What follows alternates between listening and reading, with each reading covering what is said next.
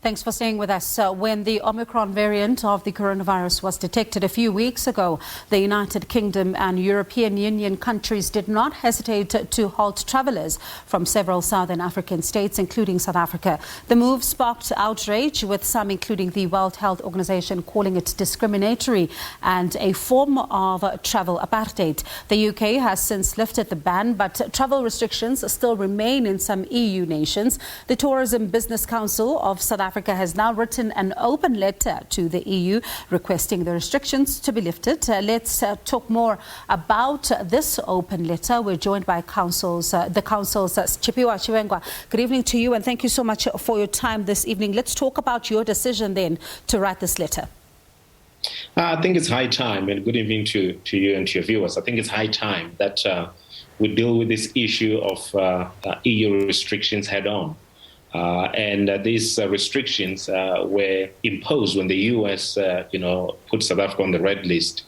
And since the UK has lifted the restrictions, the EU has not followed through in terms of lifting the restrictions on South Africa, and we remain with those restrictions.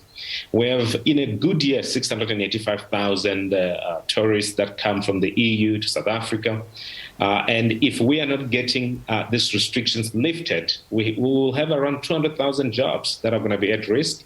And it's going to have a negative impact on the economy of about 25 billion rand. So we take this seriously. We have written to the head of delegation here in South Africa of the EU to say that we need to have a talk, and we need to talk about the science behind the restrictions that the EU has.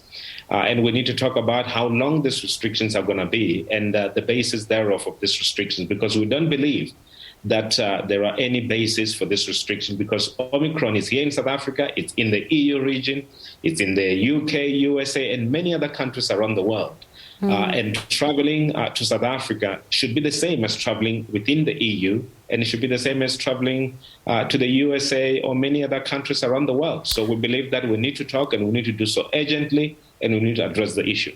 Now, South Africa is, the EU's largest trading partner in Africa, and some have said that the decision to impose, these bans has been seen as somewhat bold in those countries that have put these restrictions in place. But there's a lot of criticism from some here at home that South Africa was not bold enough to put its own set of restrictions, and it should have done so the minute these restrictions were being imposed. I wonder then, what is the Council's position on that argument?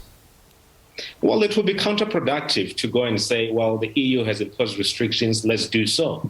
We need to look at our own economic interest, and we have to look at the investment, we have to look at tourism and many other aspects of trade within ourselves and the EU. We do know that we benefit a whole lot more from tourism point of view when, the member states from the EU travel to South Africa, they spend euros, and that goes a long way in sustaining the tourism industry here in South Africa. So it serves no purpose for us to say, no, we're banning, anyone, from South Africa to the EU. We don't want you to go there. It doesn't resolve the issue that we have at hand. We've got to look at this from the futuristic point of view to say we have jobs that are dependent on travel and tourism from these countries. We've got entrepreneurs. We've got many families that are dependent. We cannot just go and say we're imposing the ban on South African traveling to the EU member states because they've done so. We have to look at our own economic interest, and what we need to do is to resolve the issue from the scientific point of view, the same way we did in the past, and the same way we've been engaging with these countries from the science point of view, and also throughout the pandemic. It's not fair that, now we have to really, write these open letters to say we need to talk. We should have been talking without writing this open letter, because we should all have mutual interest when it comes to investment and travel and tourism. So for us, doing the tit for tat is not going to work. We need to look at our own economic interest, and we need to solve the situation at hand. Now, let's talk about, quantifying this, because you do say that, jobs are at risk and some jobs have already been lost, especially in the tourism sector. Are you able to, quantify for us tonight as to how much has been lost to the South African tourism sector since the travel bans were put in place? Well, we do know that throughout the year, we've had travel bans after travel bans. And we've done some assessments of the current travel bans, and we think on the basis of the fact that we're in a high season, on the basis of the fact that we don't know when these countries are going to be reopening travel between the EU and South Africa. And the fact that, it's not a switch where you're going to get people coming in from those countries as soon as we open. When we look at those numbers, we think that around 25 billion rand is probably going to be lost from the South African tourism economy. And it will put 200,000 jobs at risk. And we need to understand that people who are working within our sector are not yet, even those that are back at work, not yet getting full salaries.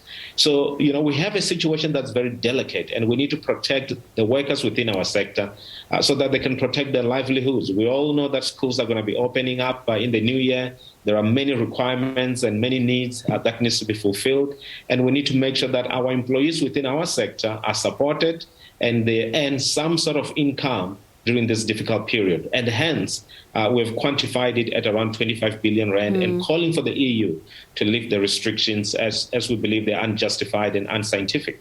In about 30 seconds, let's talk then about another issue, vaccination, because that is also a concern that there are some who are choosing not to be vaccinated, and this could also have an impact on the influx or some of the decisions made by those planning to visit South Africa. How much of an impact has this been? Well, we have launched what we call Jab for Tourism, which means that we're encouraging those that work within the value chain of tourism to vaccinate.